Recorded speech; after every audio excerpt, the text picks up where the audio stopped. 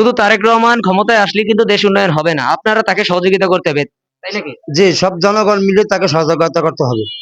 বাংলাদেশের ভবিষ্যৎ কার হাতে দেখতে চান? আমরা বাংলাদেশের ভবিষ্যৎ তারেক রহমান হাতে দেখতে চাই। কেন তারেক রহমানকে আপনি পছন্দ করেন? যে সে একজন যোগ্য ব্যক্তি, সে একজন বীর মুক্তিযোদ্ধার সন্তান। আচ্ছা, সে যদি ক্ষমতায় আসে তাহলে কি দেশ ভালোভাবে চলতে পারবে?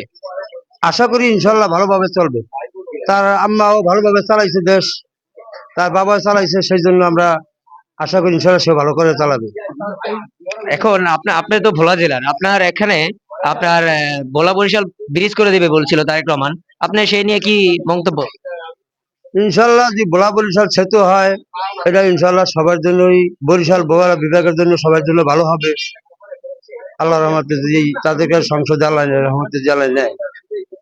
এখন বলেছিল যে এখানে আমাদের মেডিকেল কলেজও হবে নাকি, সেটা কি আসলে তার ওয়াদা কি সে রাখতে পারবে?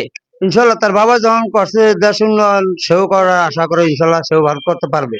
তাহলে সে রাখতে পারবে তার ওয়াদা? ইনশাল্লাহ। এখন বলে আন্দালিব রহমান পার্থকে আপনি চিনেন? ইনশাল্লাহ চিনি। তার হাতে কিন্তু গরুর গাড়ি মার্কাও তুলে দিয়েছিল। জি। আপনি কি বরিশালে গিয়েছিলেন তারেক রহমান যখন এসেছিল? জি না। আপনি মূলত কোন দলকে পছন্দ করেন, মূলত আপনি কোন দলের?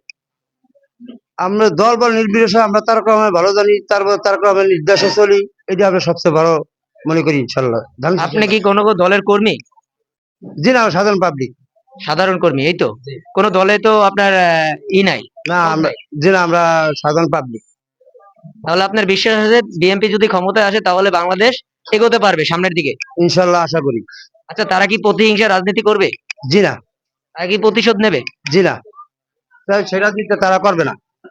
সেটা কি আপনি বিশ্বাস রাখছেন? এই যে ইনশাল্লাহ আমরা বিশ্বাস করি, আমরা বিশ্বাসও রাখছি। তাহলে তো দেশে আপনারা খুব উন্নয়নের দিকে নিয়ে যেতে পারবেন, তাই তো? আশা আছে ইনশাল্লাহ রাসূল নামে। শুধু তারেক রহমান ক্ষমতায় আসলে কিন্তু দেশ উন্নয়ন হবে না, আপনারা তাকে সহযোগিতা করতে হবে, তাই নাকি? যে সব জনগণ মিলে তাকে সহযোগিতা করতে হবে।